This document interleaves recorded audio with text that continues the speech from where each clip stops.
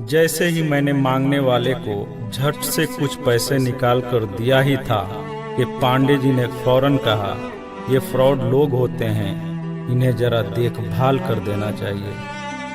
ये लोग हमारी अच्छाई का फायदा उठाते हैं और हमें ठगते हैं। पांडे जी की बातों को सुनकर मैंने कहा, आपने बिल्कुल सही फरमाया। पहले मैं भी ऐसा ही करता था, लेकिन एक वाक़ये ने मेरी दुनिया ही पलट कर रख दिया।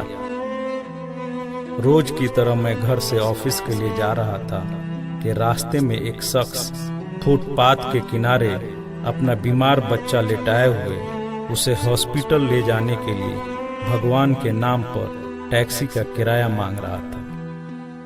वो कभी किसी पैदल का बाजू पकड़कर हाथ जोड़ देता, मेरा बच्चा बचा लें, मुझे टैक्सी का किराया दे दें, तो कभी किसी गाड़ी वाले को हाथ देकर रोकता और उसके पीछे भागता कि वो कार में उसके बच्चे को हॉस्पिटल पहुंचा दे। कोई रुकता तो कोई नहीं रुकता, जो भी रुकता वो भी उसे घूर कर देखता और आप वाली सोच सोच कर उसे डांटता, काम करके खाने की नसीहत करता और आगे निकल जाता। मैं जैसे ही अपनी कार पार्क कर रहा था कि उसकी नज़र मुझ पर भी पड़ी और वो मेरे गाड़ी के सामने आकर खड़ा हो गया था और मेरे रुकते ही मेरे दरवाजे के शीशे पे जोर जोर से पीटने लगा। जैसे ही मैंने गिलास नीचे किया, उसने मेरा हाथ पकड़ लिया और कहने लगा, भाईजान, खुदा के लिए मेरे बच्चे की जिंदगी बचा लें, उसे सख्त बुखार है। आप नीचे उतरकर उसको देख तो लें तो आपको यकीन आ जाएगा। आप देंगे तो शायद किसी और को भी एतबार आ जाए। मगर मैं भी उसी की तरह सोच रहा था। मैंने भी उसे काम करके खाने की तस्कीन की और पिछले जुम्मा की सुनी हुई हदीस उसको भी सुना दी कि कमा कर खाने वाला अल्लाह का दोस्त होता है, और गिलास बंद करके आगे बढ़ गया, ये बड़बड़ाते हुए कि हरामखोर ये हमें बेवकूफ़ समझते हैं। 2-3 घंटे के बाद मैं वापस आया तो अब भी उसी जगह खड़ा मांग रहा था।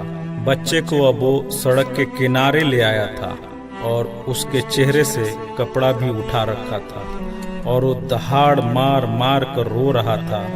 अब वो अपने बच्चे के कफन और दफन के लिए मांग रहा था। मैं गाड़ी रोककर नीचे उतरा और मैयत की तरफ देखा। फूल की तरह मासूम बच्चा जिंदगी का बाजी हार गया था। मेरे रोंगटे खड़े हो गए। मैंने जेब में जो कुछ भी था जेब से निकालकर बेगर देखे उसके तरफ फेंका। उससे पहले कि उसका बाप मुझे देखे, मैं उस तेजी से वहां से निकला मानो दुनिया की सारी बलाएं मेरे पीछे लग गई हों। मैं ऑफिस पहुंचा तो मेरा बुरा हाल था, ऐसा कि जैसे मुझे बुखार जकड़ने लगा हो। मेरा काम में मन नहीं लग रहा था। मैंने उस दिन की सारी मीटिंग को कैंसिल कर दिया। मैं भी उसी बच्चे की तरह एड़िया रगड़ रगड़ कर मरना चाहता था। 2-3 दिन के बाद बुखार को तो आराम आ गया, लेकिन मैं जहनी मरीज बन गया था। मुझे लगता था कि मेरी उसी सोच से वो बच्चा मर गया। कुछ दिन गुजरे, मैं ऑफिस में स्टाफ से बात कर रहा था।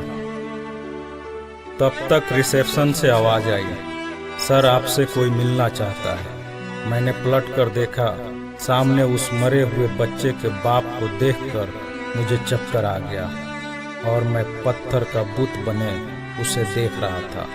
तभी उसने अपने जेब में हाथ डालकर कुछ पैसे निकाले और मेरा शुक्रिया अदा करके कहने लगा कि आपके पैसे बड़ी बरकत वाले थे।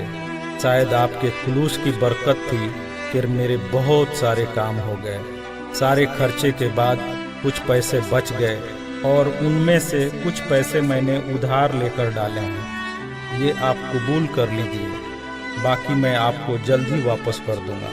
मैंने पैसे वापस लेने से सख्ती से इनकार कर दिया और मिन्नत करके उसे पैसे रखने को राजी कर लिया। और जैसे ही वो जाने लगा, मैंने उसे रोका और अपनी कंपनी में काम करने के लिए पूछा। वैसे राजी हो गया जैसे उसे काम की ही तलाश थी और किसी ने उसके दिल की बात सुन ली हो।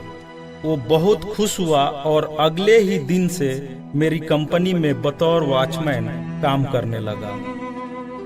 पांडे जी, मैं आपको उससे मिलवाऊंगा, लेकिन वो कार वाला किस्से का जिक्र उससे मत करना। उसने आज तक नहीं पहचाना कि उसने मेरा भी कार रोककर मुझसे मदद मांगी थी।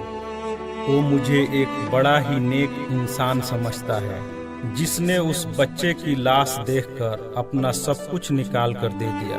पांडे जी, उस दिन के बाद से मैं किसी को खाली हाथ नहीं लौटाता। थोड़ा सा देने से ना वो अमीर होता है और ना मैं गरीब, बस दिल को तसल्ली होती है। और रह गई लूटने की बात, तो पांडे जी हमें कौन नहीं लूटता। कपड़े वाला हमें लूटता है, दवाई वाला हमें लूटता है, सब्जी वाला हमें लूटता है, दूध वाला हमें लूटता है। इतना सा लूटने के बाद अगर कोई हमें खुदा के नाम पे लूट ले, तो शायद मरने के बाद खुदा हमारे गुनाहों को माफ कर दे कि ये बंदा मेरे खातिर मेरे नाम पे लूटता रहा, और शायद हमारी गुनाह बख्श दे। पांडे जी, माना कि हर मांगने वाला सच्चा नहीं होता, पर जरूरी ये भी नहीं कि सब झूठे ही हों। वैसे भी अपने काम काज में कई बार फेल होने के बाद भी हम कोशिश करना नहीं छोड़ते, तो कुछ ठग लोगों की वजह से ज़रूरतमंदों की मदद करना क्यों छोड़ देते हैं।